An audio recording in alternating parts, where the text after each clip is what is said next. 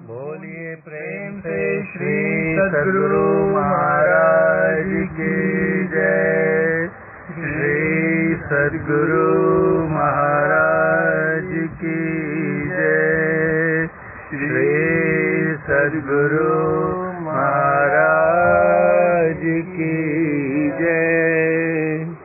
परमाराध्य संत सद्गुरु महर्षि में ही परमहंस जी द्वारा रचित सत्संग योग भाग 4 से पाठ। पैरा संख्या 33। कंप और शब्द के बिना सृष्टि नहीं हो सकती। कंप और शब्द सब सृष्टियों में अनिवार्य रूप से अवश्य ही व्यापक हैं। सृष्टि है ही तभी तक जब तक इसमें कंप है, वाइब्रेशन है। जिस समय कंप बंद हो जाएगा, वाइब्रेशन बंद हो जाएगा, तो फिर क्या होगा? निष्कंप हो जाएगा, निश्चल हो जाएगा, स्थिर हो जाएगा, शांत हो जाएगा। और शांत हो जाएगा तो परमात्मा ही बन जाएगा। फिर सृष्टि रहेगी नहीं, शुद्ध परमात्मा हो जाएगा। इसलिए परमात्मा से पार्थक्य, शुद्ध अवस्था से अलगाव तभी तक रहेगा जब तक कंप है। और कंप चाहे कोई भी कैसा भी एकदम शुद्ध कंप है तो सत प्रकृति परा प्रकृति रहेगी। और फिर और उसके नीचे सगुण वाले कंप हैं, निर्गुण कंप है तो परा प्रकृति रहेगी। अगर निर्गुण कंप है, निर्गुण शब्द है तो अपरा प्रकृति रहेगी। लेकिन कंप ही नहीं रहेगा, वाइब्रेशन ही नहीं रहेगा, पूर्ण शांति स्थिरता व निश्चलता को कहते हैं। शांति को जो प्राप्त कर लेते हैं संत कहलाते हैं। संत किसको प्राप्त करते हैं? परमात्मा को। तो जहाँ स्थिरता आ गई, कंप खत्म हो गया, तो सृष्टि भी लय हो जाएगी। इसलिए सृष्टि का अस्तित्व कंप पर ही है। कंप और शब्द के बिना सृष्टि नहीं हो सकती। कंप और शब्द सब सृष्टियों में अनिवार्य रूप से अवश्य ही व्यापक है। अनिवार्य, कंपल्सरी। 34। आदि शब्द संपूर्ण सृष्टि के अंतस्थल में, एकदम अंदर से अंदर में सदा अनिवार्य, अविच्छिन्न और अव्याहत रूप से अवश्य ही ध्वनित होता है। अविच्छिन्न मतलब टूटता नहीं, विच्छिन्न हो जाना मतलब अलग हो जाना। तो कभी भी अनिवार्य तो समझिए, जिसे निवारा नहीं जा सके, जिसके बिना काम नहीं चले, अनिवार्य। अविच्छिन्न यानी कभी उसका छोड़ टूट, अव्याहत कभी गैप नहीं होता है उसमें, कभी भंग नहीं होता है, सदा एक रस ध्वनित होता रहता है। कौन सा? क्या? तो आदि शब्द, सार शब्द। आदि शब्द संपूर्ण सृष्टि के अंतस्थल में सदा अनिवार्य, अविच्छिन्न और अव्याहत रूप से अवश्य ही ध्वनित होता है। यह अत्यंत निश्चित है। यह शब्द सृष्टि का साराधार, सर्वव्यापी और सत्य है। ये जो आदि शब्द है, यह सृष्टि का सार आधार है, मतलब मेन आधार है। पूरी सृष्टि जो आधारित है किस पर है? इसी पे। जिस समय गुरु महाराज कहते थे उसके किसी भी भाग से अगर वो शब्द निकल गया, छोड़ दे, तो वो भाग उसी समय लय हो जाएगा, समाप्त हो जाएगा। इसलिए सृष्टि का सार आधार, मुख्य आधार क्या है? तो ये शब्द है। और जहाँ भी सृष्टि है सब जगह वो शब्द है, इसलिए सर्वव्यापी हो गया। हम लोग पहले भी देख चुके हैं। व्यापकता शब्द का अर्थ ही तभी तक रहता है जब तक कि कोई ऐसी चीज हो जिसमें वो व्यापक हो सके। जब व्यापक होने को कुछ बचा ही नहीं तो व्यापक होगा किसमें? तो व्यापकता भी खत्म हो जाती है। तो सर्वव्यापी है, क्योंकि जहाँ भी सृष्टि है बिना शब्द के सृष्टि रहेगी नहीं, तो सब जगह ये है। इसलिए आदि शब्द को क्या कहते हैं? सर्वव्यापी कहते हैं। और सत्य इसलिए कहते हैं, पहले भी हम लोग देख चुके हैं, क्योंकि वो अपरिवर्तनशील है, जब भी रहता है एक रस रहता है हमेशा। यह शब्द सृष्टि का साराधार, सर्वव्यापी और सत्य है। पारा संख्या 35। अव्यक्त से व्यक्त हुआ है। अव्यक्त मतलब जो दिखाई नहीं दे, या इंद्रियों को या मन बुद्धि को, किसी को भी गोचर नहीं। अव्यक्त से व्यक्त हुआ है, अर्थात सूक्ष्मता से स्थूलता हुई है।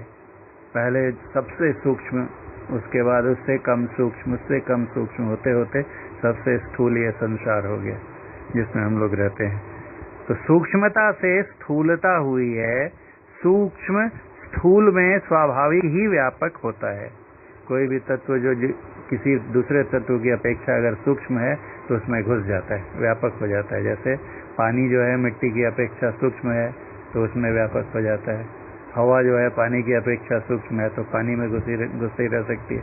कहते हैं, बोलते हैं कि हवा में बहुत तरह की गैसेज हैं, सॉरी जल में बहुत तरह की गैसेज हैं, हवा में भी आकाश घुस जाता है।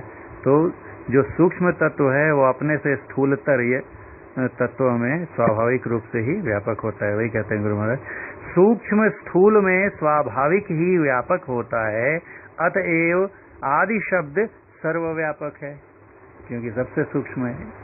बाकी सब चीज इसके बाद ही बनी तो इससे और कम कम सूक्ष्म होती चली गई, तो ये सबसे सूक्ष्म है इसलिए सब में व्यापक है, परमात्मा को छोड़कर, क्योंकि इसके भी ऊपर परमात्मा रहते हैं। इस शब्द में योगी जन रमते हुए परम प्रभु सर्वेश्वर तक पहुंचते हैं, अर्थात इस शब्द के द्वारा परम प्रभु सर्वेश्वर का अपरोक्ष प्रत्यक्ष ज्ञान होता है। अपरोक्ष मतलब नहीं, परोक्ष मतलब पर जोड़ अक्ष, अक्ष से अलग, आंख से अलग, आंख से जो आंख को नहीं दिखाई दे, मतलब जिसकी प्रत्यक्ष अनुभूति नहीं हो सके उसको कहते हैं परोक्ष। और अपरोक्ष मतलब कि जो परोक्ष नहीं हो यानी प्रत्यक्ष हो, इनडायरेक्ट नहीं, डायरेक्ट। तो ये शब्द जो है योगी जन मतलब क्या, उनकी आत्मा सूरत जब इस शब्द को पकड़ लेती है, इसमें रम जाती है, मतलब कि पूरा का पूरा सूरत जो है इसी में खो जाती है, उसका पूरा ध्यान इसी पर केंद्रित हो जाती है, तब उसको वो डोर मिल जाती है, तार मिल जाती है, धार मिल जाती है, जिसको पकड़ के और उसकी विपरीत दिशा में उसके उद्गम तक पहुंच जाती है। और वहाँ परम प्रभु सर्वेश्वर का इनडायरेक्ट यानी डायरेक्ट नॉलेज हो जाता है। अर्थात इस शब्द के द्वारा परम प्रभु सर्वेश्वर का अपरोक्ष या प्रत्यक्ष ज्ञान होता है। इसलिए इस शब्द को परम प्रभु का नाम राम नाम कहते हैं। नाम किसको कहते हैं? जिससे कि उसका पता चले, जो उसका परिचय करा दे। जैसे मोहनदास करमचंद गांधी बोलते हैं तो गांधी जी का चेहरा सामने आ जाता है, परिचय कराता है उनका।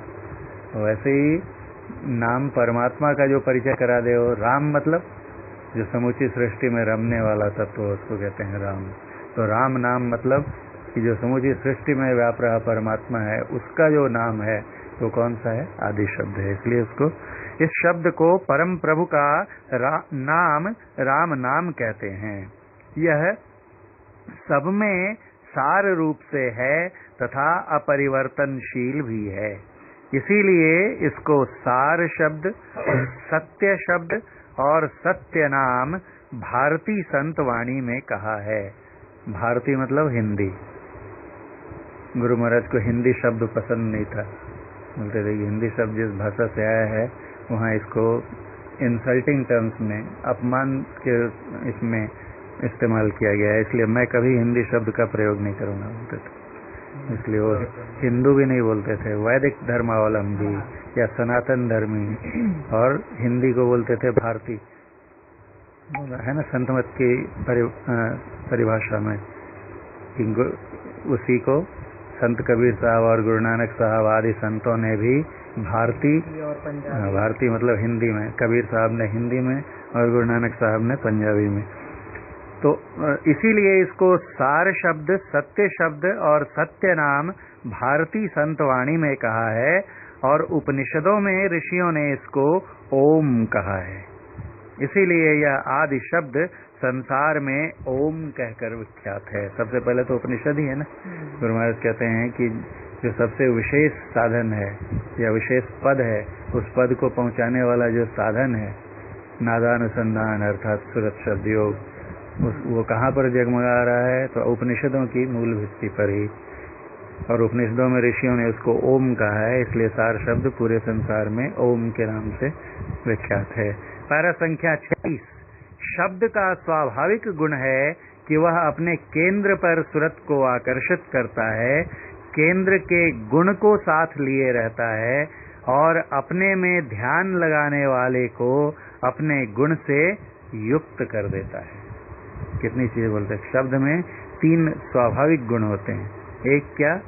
तो अपने केंद्र पर सुरत को खींचता है, आकर्षित करता है। हमारा ध्यान देखो, अभी सुन रही हो मुझे तो मेरी तरफ ध्यान है, और अभी कहीं उधर टन से गिरने की आवाज आ जाए और कोई ऐसी विशेष ध्वनि हो जाए तो अचानक मेरी तरफ से ध्यान हटके कहाँ चला जाएगा?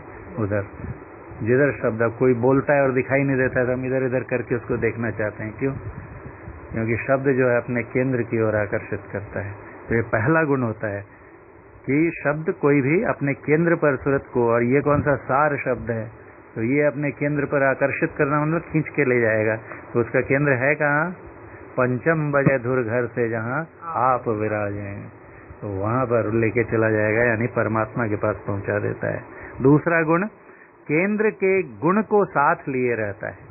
जहां से वो शब्द निकलता है वहां पर जो गुण है वही गुण उसमें भी आ जाता है। जैसे हमारे दिल से शब्द निकल रहा है और हम बहुत प्रसन्न हैं, तो कितना भी छिपाने की कोशिश करें तो दूसरे अनुमान लगा ही लेते हैं, बोलते क्या बात है, आज आवाज बहुत चहक रही है, बड़े खुश दिखाई दे रहे हो। तो शब्द, और इसलिए जहां से निकलता है, अगर दुखी मन से कोई बात करता है तो शब्द में भी देखो उसके वेदना आ जाती है, दुख आ जाता है। आगे पापा जी, तो केंद्र के गुण को साथ लिए रहता है, और जो गुण रहता है उसमें अपने में ध्यान लगाने वाले को अपने गुण से युक्त कर देता है। जैसे कोई सीरियल देखते हैं या मूवी देखते हैं और वहाँ पे एकदम कोई कारुणिक दृश्य आ गया, एकदम बहुत ही दुख भरा, और वहाँ पे एकदम ध्यान पूरा लगा के मूवी देख रहे हैं और वो हीरो या हीरोइन बहुत रो रहा है तो लोग भी रोने लगते हैं। या कहीं बहुत बहादुरी का एकदम ये कर रहा है तो लोगों में भी जोश आ जा रहा है, हीरो फाइटिंग कर रहा है, ये कर रहा है। तो जैसा शब्द रहता है, शब्द में जो गुण रहता है वो अपने गुण से सुनने वाले को भी गुणान्वित कर देता है। यानी उसका प्रभाव, शब्द में जो गुण रहता है उसका प्रभाव उसके श्रोता पर भी पड़ता है। तो सार शब्द में कहाँ का गुण रहेगा? परमात्मा का गुण। और उसको सुनने वाली कौन? आत्मा। तो आत्मा भी गुणान्वित हो जाएगी, उसमें भी गुण आ जाएंगे किसके? परमात्मा के। ये तीन गुण हैं। फिर से एक बार पढ़ते हैं, पैरा संख्या 36। शब्द का स्वाभाविक गुण है कि वह अपने केंद्र पर सुरत को आकर्षित करता है, केंद्र के गुण को साथ लिए रहता है और अपने में ध्यान लगाने वाले को अपने गुण से युक्त कर देता है। पैरा संख्या 37। सृष्टि के दो बड़े मंडल हैं, परा प्रकृति मंडल व सच्चिदानंद पद व कैवल्य पद व निर्मल चेतन। निर्मल चेतन मतलब कि मलयुक्त चेतन भी रह सकता है। मल मतलब विकार, गंदगी, यानी उस शुद्ध चेतन नहीं है, कुछ तो उसमें विकृति आ गई, कुछ तो मैल घुस गई उसमें। तो कौन सी मैल घुसेगी? जड़ता की मैल या गुणों की मैल घुसेगी। तो इसलिए निर्मल चेतन जब कह रहे हैं तो ब्रैकेट में देखो लिखा हुआ है कि जड़ विहीन चेतन। निर्मल चेतन मंडल अर्थात जड़ विहीन, कहीं जड़ता नहीं रहे, गुण नहीं रहे। तो पहला बड़ा मंडल कौन सा हुआ? जिसे कहते हैं परा प्रकृति मंडल अथवा सच्चिदानंद पद। सत जोड़ चित जोड़ आनंद। सत मतलब जो हमेशा, सत बोले सत्य प्रकृति है जो सदा एक जैसा रहे, और चित मतलब ज्ञान रहे उसका कैसा? तो आनंद। आनंद ही आनंद रहता है, सदा रहता है, और उसको ज्ञान भी होता है, भान भी होता है कि मैं आनंद में हूँ, इसलिए उसको सच्चिदानंद पद भी कहते हैं। कैवल्य, वहां पर वही केवल, या यहाँ सिर्फ वही बच जाता है, सार शब्द और कुछ, उसके बाद तो सिर्फ परमात्मा ही है, इसलिए उसको कैवल्य पद भी। और निर्मल चेतन इसलिए कि उसमें जरा भी जड़ता नहीं है, गुणों का लेश मात्र भी नहीं है, इसलिए निर्मल चेतन मंडल भी कहते हैं। और दूसरा मंडल अपरा प्रकृति व जड़ात्मक प्रकृति मंडल। अपरा, परा मतलब होता है श्रेष्ठ, अपरा मतलब थोड़ा निम्न श्रेणी की हो गई। और जड़ात्मक, जड़ात्मक किसे कहते हैं हम लोग देख ही चुके हैं, जिसमें अपनी चेतना न हो, किसी दूसरे चेतन तत्व के उसके साथ संयुक्त होने पर वो चेतन जैसा भासता है, व्यवहार करता है, प्रतीत होता है, लेकिन वो जिसमें चैतन्य रहता है, चेतनता रहती है, उसकी खुद की नहीं रहती है, इसलिए उसको जड़ात्मक प्रकृति मंडल कहते हैं। इसी को गुणात्मक प्रकृति मंडल भी कहा जाता है, जहाँ तीनों गुण रहते हैं। पैरा संख्या 38। जड़ात्मक व अपरा प्रकृति, पहले तो दो बड़े हो गए, परा प्रकृति और अपरा प्रकृति, और निर्मल चेतन या जड़ात्मक प्रकृति।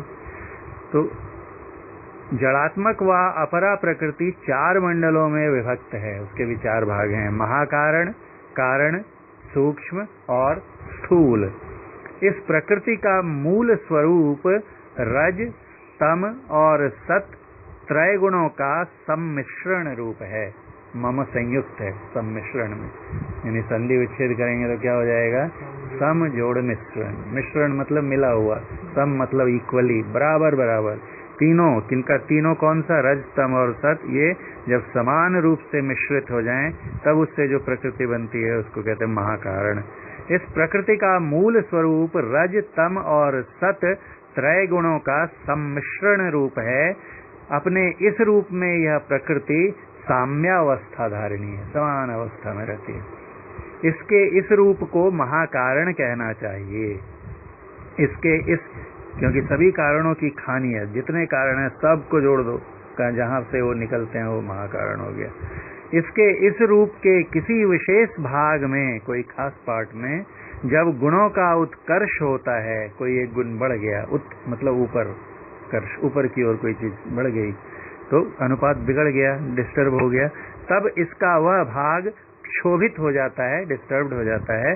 क्षोभित होकर विकृत रूप को प्राप्त हो जाता है। उसके पहले कहते हैं कि प्रकृति तो सब है, लेकिन जो जड़ात्मक प्रकृति है उसमें से पहली वाली जो है वो प्रकृति है, और बाकी गुरु महाराज कहते थे विकृति है, क्योंकि उसमें अनुपात क्या हो गया? इधर उधर हो गया। इसका वह भाग क्षोभित होकर विकृत रूप को प्राप्त हो जाता है, इसलिए वह भाग प्रकृति नहीं कहलाकर विकृति कहलाता है। विकार आ गया उसमें, बराबरी जो थी सभी गुणों की वो अब क्या हो गई? उसका खंडन हो गया, डिस्टर्ब्ड हो गई, और उस भाग में सम अवस्था नहीं रह जाती है। विश्व ब्रह्मांड की रचना होती है। जितने भी ब्रह्मांड हैं, सृष्टियां हैं उनकी, जहाँ पर कि कुछ कार्य हो सकता है, क्रियाशील जो सृष्टि है वो तभी होती है जब गुणों का प्रोपोर्शन, अनुपात जो है वो क्या होता है? बिगड़ जाता है। विश्व ब्रह्मांड की रचना होती है, और इसीलिए वह भाग, क्योंकि वहां पे डिस्टरबेंस हुआ, विकृति हुई, इसलिए कारण उत्पन्न हुआ। क्या? किस चीज का कारण उत्पन्न हुआ? विश्व बनने का या ब्रह्मांड बनने का, इसलिए उसको क्या कहते हैं? कारण।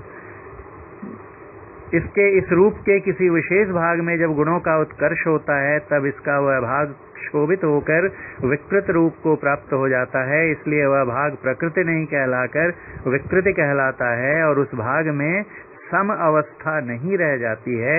विश्व ब्रह्मांड की रचना होती है, और इसीलिए वह भाग विश्व ब्रह्मांड का कारण रूप है। कारण कहते हैं कि वो कारण बन गया उस ब्रह्मांड का। तो जहाँ पर जैसा डिस्टर्बेंस हुआ, विकृति हुई, वैसा ब्रह्मांड बनता है। तो हर एक ब्रह्मांड का एक एक कारण हो गया। ऐसे अनेक ब्रह्मांडों का कारण जड़ात्मक मूल प्रकृति में है। जितने भी ब्रह्मांड बने, क्यों बने? तो मूल प्रकृति के किसी विशेष भाग में विकृति आई, इसलिए बने। तो जितने भी ब्रह्मांड बने उनका कारण कहाँ पर उपस्थित है? मूल प्रकृति में, साम्य अवस्था धारणी प्रकृति में। ऐसे अनेक ब्रह्मांडों का कारण जड़ात्मक मूल प्रकृति में है, इसलिए यह प्रकृति अपने मूल रूप में कारण की खानी भी कही जा सकती है। माइंड, जिससे वो निकला है, जहाँ से उत्पन्न हुआ है, जहाँ कारण रूप से जब सृष्टि का प्रवाह जब और नीचे की ओर प्रवाहित होता है, कहाँ से चले थे? परा से अपरा में है। अपरा में सबसे ऊपर कौन सा?